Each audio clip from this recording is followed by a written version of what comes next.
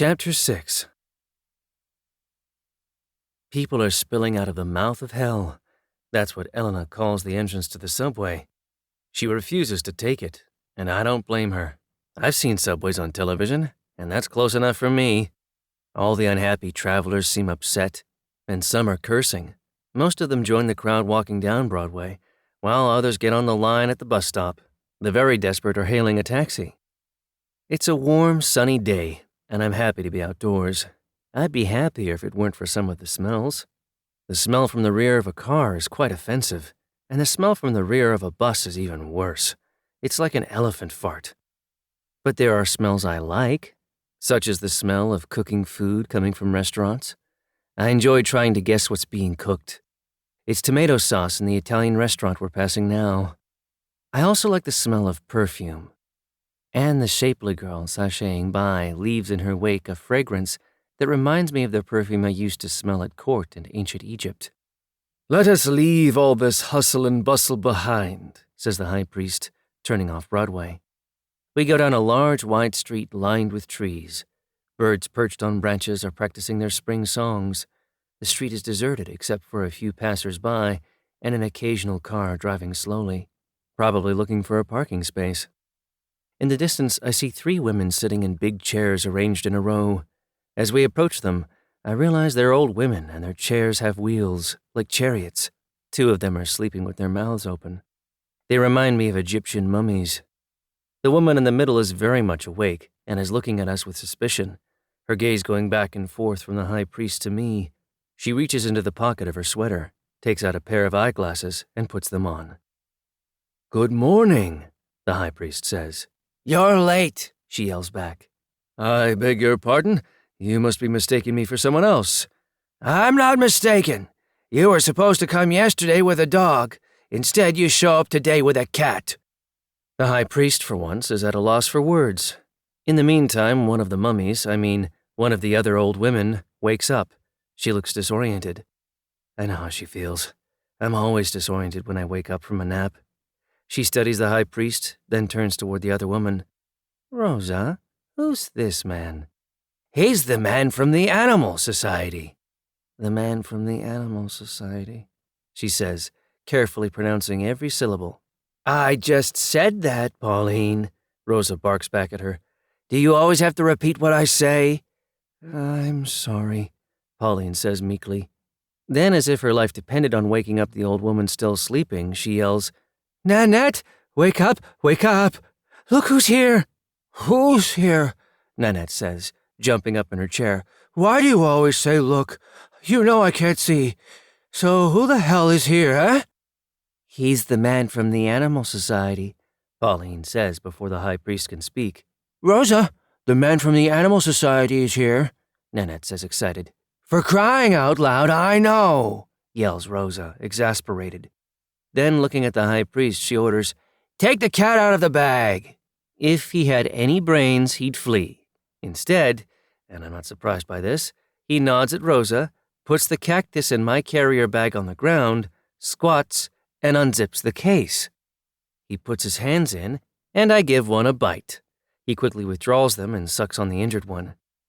"He's a feisty one, isn't he?" Rosa observes. "He's got chutzpah," Pauline says. The high priest mumbles something abusive in my direction, then leans close to me to whisper in my ear, "Be good, Rappahamon. They are just harmless old women." I'd like to tell him Rosa doesn't look at all harmless. She's a stocky woman with a glint of mischief in her eyes. Cautiously, the high priest lifts me out of the carrier bag and sits me on the pavement. "Oh," cries Pauline, "what a fat cat." "Mamma mia," Rosa exclaims, clapping her hands. "What's the matter with his head?" "He had a minor accident. Nothing to worry about." "Minor accident, my rump. Nothing to worry about, eh? That's not what Elena would say." "When I was a kid," Pauline says, "I wanted a cat, but my parents wouldn't allow it. They said cats were unclean." "Unclean? But we're always licking ourselves." "What's his name?" asks Nanette, the blind one. "His name is Rappahamon." "What kind of name is that?" asks Rosa. "Gastone." Now that's a cat's name. She looks at me and says, Right, Gastone?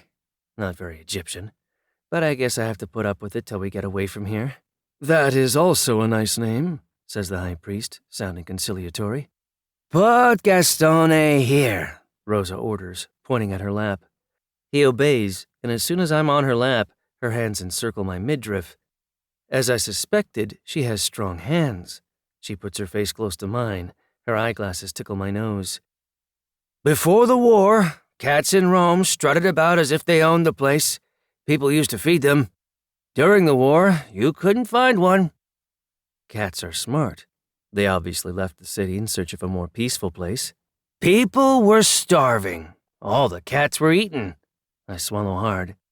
Gastone would have fed a family of 5. I swallow again, almost choking. I'm about to bite Rosa when she takes one hand from my midriff and begins to stroke me. She's obviously done this with other cats because she knows exactly where the trigger points are. Despite myself, I begin to purr. She resumes talking, but instead of yelling as she's been doing, she talks in a normal tone. I had a cat named Gastone. It was March 23, 1943, and I had gone to Via Arcione to pick him up from the veterinarian. With Gastone in a cardboard box, I had just left the vet, who had his practice on the ground floor, and was walking through the courtyard when I heard an explosion.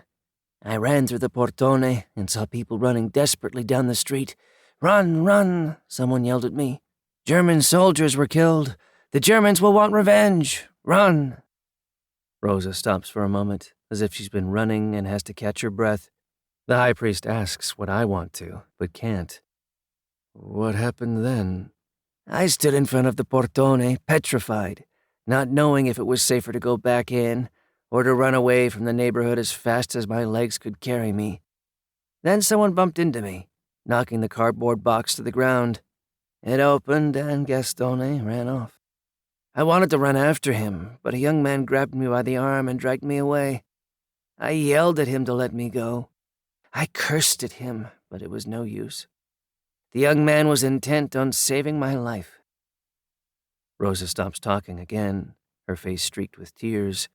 When she continues her story, it seems to require a great effort.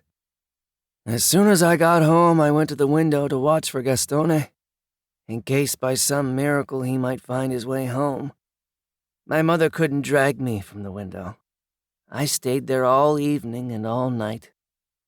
But Gastone never came home, and 335 men were never to see their families again. They were killed by the Germans in reprisal for the bombing. I haven't spoken of this before. There's something about this cat that made me want to tell it now. The silence that's fallen is broken by Pauline.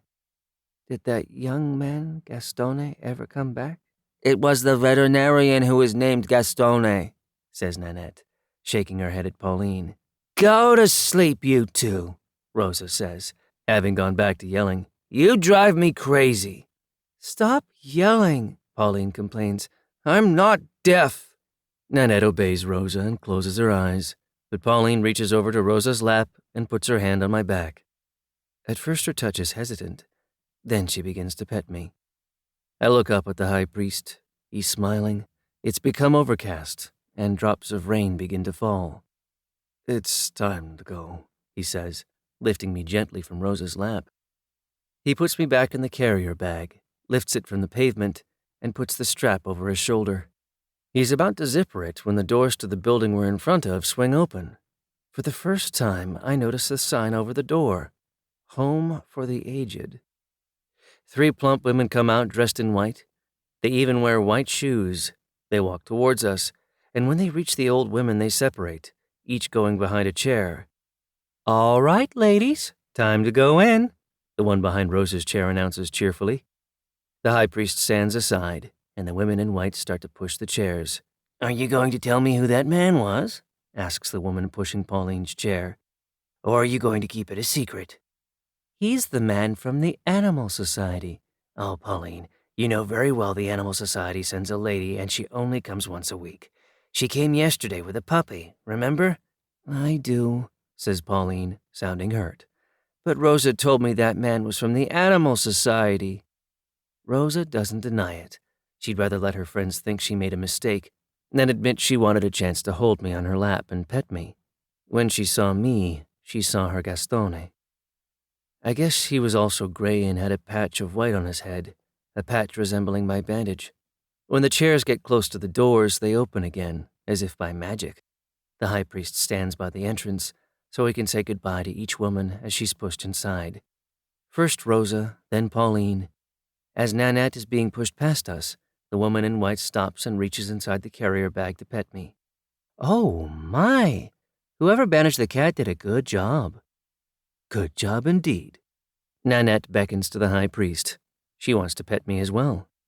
The high priest bends over her and places the carrier bag directly in front of her. I stand on my hind legs, lean out of the carrier bag, and put my paws on Nanette's shoulder. She places her hand on my back, but doesn't stroke me. Her frail, bony hand just rests there. "He's the one!" she cries out. "He's the one!" "It's all right, Nanette. It's all right," the woman in white says, like a parent talking to a frightened child. Nanette's hand falls from my back as she's pushed inside. Then the door shuts, sealing the three old women in, as if in a tomb. The high priest and I look at each other. "What do you think that was all about?" I ask. "She scared me." "I am sure she did not mean to scare you. It is a very lonely place in there, and, being blind, she must feel even lonelier than the others. It's only natural she became excited by contact with strangers." He's right. I feel compassion for all three old women, but especially Nanette. We resume walking down the street when I remember the high priest said he would grant me a wish. "About that wish you—" "Yes, I thought about it. I know what I want." "And what is that, Gastone? I mean, Rappahamon?" "I want us to come back here sometime." "Granted." I decided to forgive him for the stitches on my head.